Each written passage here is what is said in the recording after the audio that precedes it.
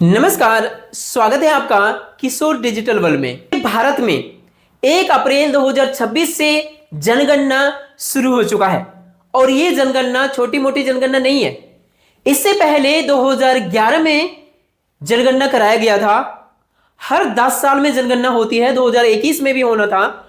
Corona के समय को देखते हुए वो समय टालते टालते 2026 आ चुका है और अब जनगणना शुरू हो चुका है। लेकिन इस बार की जनगणना पहले के मुकाबले काफी अलग है। पिछले बार जो 2011 में जनगणना हुआ था वो सारी चीजों को पेपर में लिखा गया था, उसी में की गई थी। लेकिन इस बार डिजिटल है, संपूर्ण कार्यों को, संपूर्ण जो चीजों को इसमें किया जाएगा वो सब कुछ डिजिटल होगा, यानी ऑनलाइन किया जाएगा। इस जनगणना में टोटल 33 प्रकार का प्रश्न पूछे जाएंगे जो मैं आपको इस वीडियो में बताऊंगा। लेकिन यह जनगणना में 2 माध्यम है। एक तो जनगणना कर्मी आपके घर तक आएंगे, आपसे जानकारी लेंगे। दूसरा है कि सेल्फ, खुद से भी आप कर सकते हो। ये जनगणना आप खुद से कैसे कर सकते हैं वो बताऊंगा। इसके साथ साथ कौन कौन से राज्यों में वर्तमान में 1 अप्रैल से शुरू हुई है वो भी मैं आपको बताऊंगा, और किस डेट में कहां पर होगा, क्योंकि एक ही डेट में भारत के सभी राज्य और केंद्र शासित क्षेत्रों में नहीं हो रहा है। 1 अप्रैल से शुरू तो हो चुका है, लेकिन अगस्त सितंबर तक चलने वाली है। तो कब कहां पे होगा वो सारी लिस्ट मैं आपको इस वीडियो में देने जा रहा हूं, जिसके माध्यम से आपको पता चलेगा कि आपके क्षेत्र में कब होने वाली है। चैनल पर नए हैं तो सब्सक्राइब कर लीजिए सरकारी योजना से लगातार अपडेट रहने के लिए। सबसे पहले तो आप ये जानिए कि इस जनगणना का फायदा क्या है। जनगणना के डेटा से तय होता है कि किसे राशन कार्ड रखने का अधिकार है, किनका राशन कार्ड कटेगा। वो सारी चीज अब तक 2011 के जनगणना के अनुसार से ही हो रहा था, लेकिन अब नया जनगणना के अनुसार से ये सभी चीजें होगी। लाखों राशन कार्ड कट भी सकता है क्योंकि जो अयोग्य पाए जाएंगे, और वैसे लाभार्थी जिनको राशन कार्ड रखना चाहिए उनको मिलेगा भी। इसके साथ साथ पेंशन, आवास, छात्रवृत्ति इत्यादि जितने भी प्रकार का सरकारी योजनाएं हैं जिनका लाभ जिसे मिलना चाहिए, वो सारी चीजों का आंकड़ा इस जनगणना के आधार से ही मिलेगी। अब यहां देख सकते हैं आपके इलाके की सुविधाएं भी बढ़ती है, जनसंख्या ज्यादा होती है, वहां स्कूल, अस्पताल, सड़क, पानी, बिजली जैसी सुविधाएं सरकार बढ़ाती है। तो ये सारी चीजें जनगणना के आधार से ही पता चलेगा। रोजगार के अवसर को लेकर भी बड़ी यहां पे फायदा मिलती है, जैसे कि नौकरी योजना, स्किल ट्रेनिंग इत्यादि, बेरोजगारी कितना है, कौन क्या काम कर रही है, सारी चीजों की डाटा अभी सरकार के पास वर्तमान में जो है स्टेटस वो जाएगा, करंट वाला। इससे पहले तो 2011 वाला ही था, उसी के आधार से ये सब कुछ हो रहा था कि बच्चों की पढ़ाई में भी फायदा मिलेगा। जनगणना से पता चलता है कि कितने बच्चे पढ़ रहे हैं, हिसाब से नए स्कूल, शिक्षक और छात्रवृत्ति की व्यवस्था भी सरकार करती है। उसके बाद महिलाओं और कमजोर वर्ग को भी मदद मिलती है। महिलाओं, SC ST, गरीब परिवार, सही संख्या पता चलने के बाद इसके लिए खास योजनाएं बनाई जाती है, जैसे पैसा सीधे खाते में आना इत्यादि। जो भी योजनाएं सरकार लाती है तो वो जनगणना काफी हेल्प करती है। सही पहचान और रिकॉर्ड, परिवार, उम्र, शिक्षा आदि रिकॉर्ड भी रहता है। इस वजह से कई निर्णय लेने में सरकार को अहम भूमिका ये जनगणना निभाती है। इसके लिए आप कोई भी इंटरनेट ब्राउजर जैसे कि क्रोम को ओपन करेंगे और यहां पर आप सर्च करेंगे जनगणना। आपके सामने यहां पे भारत की जनगणना यात्रा पुनर्विवरण ये आपको देखने को मिलेगा, सेंसस ऑफ इंडिया। इसमें आप क्लिक कीजिए। अब यहीं पर आप देखेंगे स्वगणना का एक ऑप्शन आएगा, इसमें आप क्लिक कीजिए। उसके बाद यहां पे ओके कीजिए। हमने सेल्फ इन्फॉर्मेशन का ऑप्शन आ जाएगा, जिसमें सबसे पहले इस बॉक्स में क्लिक करके आप अपने राज्य को सेलेक्ट कीजिए।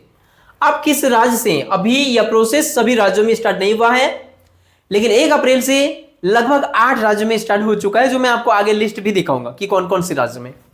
अब यहां देखिए, आप जिस भी राज्य से हैं वो आप सेलेक्ट कीजिए। अब देखेंगे तो आपके सामने जो कैप्चा नजर आ रहा है, इससे same to same capital, small या नंबर्स जो भी दिख रहा है यहां लिखिए और वेरीफाई एंड प्रोसीड पे क्लिक कीजिए। नोटिफिकेशन जिसे आपको ओके करना होगा, लेकिन यदि आप कैप्चा सही से फिल नहीं कर रहे हैं तो आप बार बार भी ट्राई कर सकते हैं।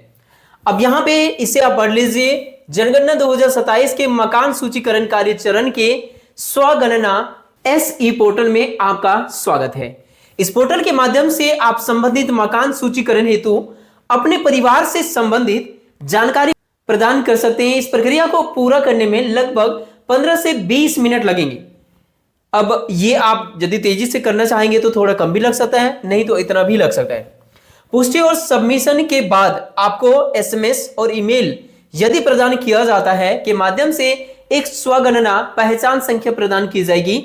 जब जनगणना प्रगणक आपके घर आए तो कृपया अपने परिवार के लिए मकान सूचीकरण कार्य को पूरा करने के लिए उनके साथ यह पहचान संख्या साझा करें। तो जो आप सेल्फ इनोवेशन करेंगे उसके बाद भी आपके घर पर प्रगणक जनगणना करने वाले कर्मी आएंगे, उन्हें ये जो नंबर अभी सबमिट करने के बाद आपके पास आ जाएगा उससे स्क्रीनशॉट रख लेंगे, वो आप उन्हें सबमिट करेंगे यानी उनको दे देंगे। अब यहां पे ओके कीजिए।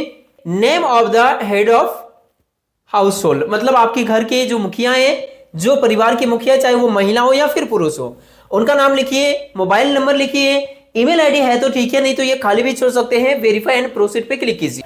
तो आपके फोन नंबर पे ओटीपी जाएगा। उसके बाद अपने समझ के अनुसार से भाषा का चयन कीजिए, जैसे कि मैंने हिंदी चयन किया।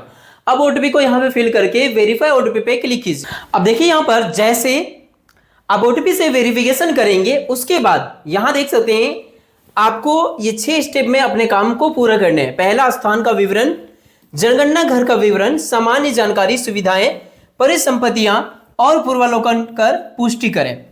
इस प्रकार से आपको कंप्लीट करना होगा। सबसे पहले अपना राज्य का यहाँ पे सिलेक्शन तो पहले किए हुए हैं, यहाँ आप अपना जिला का सिलेक्शन कीजिए। मैं सारी चीजों को एग्जाम्पल करके दिखा रहा हूं। अपना पिन कोड यहाँ डालिए और उसके बाद यहाँ पे खोजे पे क्लिक कीजिए। अब जैसे यहाँ पे खोजे पे क्लिक करेंगे आपको आपके घर का लोकेशन को सेलेक्ट करना पड़ेगा। जैसे आप उड़ीसा से हैं या फिर जिस भी जगह से हैं, वहां के किस जगह से हैं, आपको इस प्रकार से आपका मैप दिखेगा। आपका फोन या लैपटॉप या कंप्यूटर जहां पर भी देख रहे हैं, आपका घर जिस जगह पे है एग्जैक्ट वहीं पर आप इस लोकेशन को वहां पे इसको पकड़ के ऐसे करके ले जाइए। इस प्रकार से आप राइट लेफ्ट करके आप उस जगह पर एडजस्ट कर दीजिए, जैसे मैं यहां पे कर दिया। उसके बाद स्थान की पुष्टि करने पे क्लिक कीजिए। ये करने के बाद आपका अगला स्टेप में आप चले जाएंगे, जिसमें आपको जनगणना घर का विवरण को फिल करना होगा। क्या क्या पूछा जाएगा सब कुछ मैं आपको बताऊंगा अभी। फिर आपको सामान्य जानकारी, सुविधाएं, परिसंपत्तियां और पूर्वावलोकन की पुष्टि करें, ये करना होगा। इतना सबमिट करने के बाद फाइनल सबमिट आप यहां से कर देंगे। अंडमान और निकोबार द्वीप समूह, दिल्ली, नई दिल्ली नगर पालिका परिषद एवं दिल्ली छावनी बोर्ड, गोवा, कर्नाटक, लक्षद्वीप, मिजोरम, ओडिशा और सिक्किम, ये सभी जगह पर 1 अप्रैल से लेकर 15 अप्रैल तक ये दिया गया है। डेट जो है ना, ये है सेल्फ इन्फॉर्मेशन का, यानी ऑनलाइन अपना मोबाइल से जो इन्फॉर्मेशन करेंगे उसके लिए डेट है। और यहां पर जो दी गई है मकान सूचीकरण एवं गणना प्रगणक आएंगे वो 16 अप्रैल से लेकर 15 मई तक आएंगे। उसके बाद आप यहां पर देख सकते हैं दादरा और नगर हवेली तथा दमन और दीव, यहां पे 5 अप्रैल से लेकर 19 अप्रैल तक सेल्फ माध्यम से, और बाकी 20 अप्रैल से लेकर 19 मई तक जो मकान की सूचीकरण होगी। उत्तराखंड में 10 अप्रैल से लेकर 24 अप्रैल तक सेल्फ होगा, बाकी यहां पे 24 से 25 अप्रैल से लेकर 24 मई तक होगा। मध्य प्रदेश, आंध्र प्रदेश, अरुणाचल प्रदेश, चंडीगढ़, छत्तीसगढ़ और हरियाणा, यहां पर 16 अप्रैल से लेकर 30 अप्रैल तक होगा। 1 मई से लेकर 30 मई तक यहां पर मकान की सूचीकरण होगा। उसके बाद बिहार की बात करें तो 17 अप्रैल से लेकर 1 मई तक सेल्फ इन्फॉर्मेशन।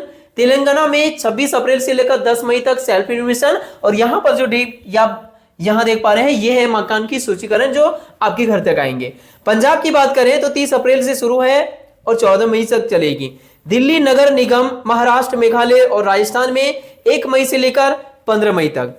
उसके बाद यहां और देख सकते हैं राजस्थान में भी वही डेट है। फिर उत्तर प्रदेश की बात करें तो 7 मई से लेकर 21 मई सेल्फ वाला है, बाकी आप उधर देख सकते हैं। जम्मू कश्मीर, लद्दाख और पांडुचेरी की बात करें तो 17 मई से लेकर 31 मई। हिमाचल प्रदेश 1 जून से लेकर 15 जून।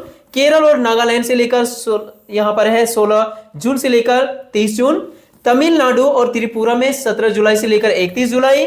असम में 2 अगस्त से लेकर 16 अगस्त। मणिपुर में 17 अगस्त से लेकर 31 अगस्त। झारखंड और गुजरात में इसकी अवधि सूचित किया जाना है जो बहुत जल्द यहां पर जारी होने वाली है। पश्चिम बंगाल की बात करें तो निर्धारण किया जाना है, इसकी निर्धारण अभी नहीं भी है, लेकिन उम्मीद है कि ये जो अगस्त का डेट है ना, इस महीने या इसके बाद होने की संभावना इन राज्यों में बताई जा रही है। बाकी जिस भी स्टेट में ये शुरू हो चुका है तो आप लोग कर सकते हैं। इस जनगणना में पूछे जाने वाले प्रश्नों को आप सबसे पहले ध्यान से देख लीजिए।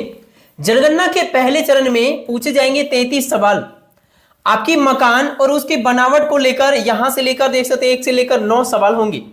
यानी आपका मकान संख्या क्या है, जो आपके वोटर कार्ड के पीछे साइड में भी मिल सकता है, वहां से भी बता सकते हैं। उसके बाद आपके मकान का जो स्थिति है ना, वो कैसे बना है, उसकी दीवारें कैसी है, छत कैसी है, फर्श कैसी है, किस चीज की बनी हुई है, वो चीजों को बताना होगा।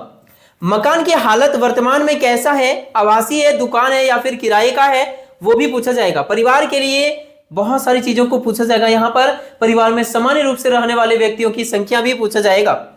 परिवार और मुखिया की जानकारी भी लिया जाएगा। परिवार की मुखिया कौन है, महिला है, पुरुष है, या जो भी है उनका नाम भी बताना होगा। जाति जनगणना भी इस बार हो रहा है, तो पूछा जाएगा आपका जाति क्या है।